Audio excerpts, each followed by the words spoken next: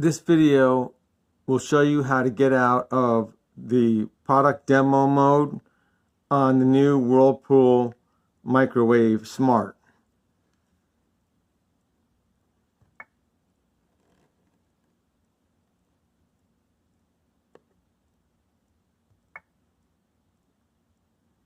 Hit the setup button, which you can't see.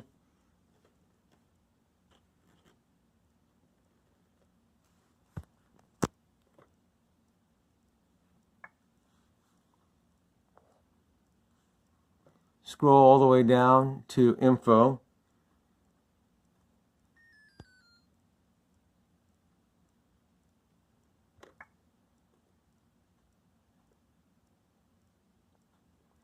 Then scroll down further to Store Demo Mode and click it off. Hit yes. And now you can access your microwave settings.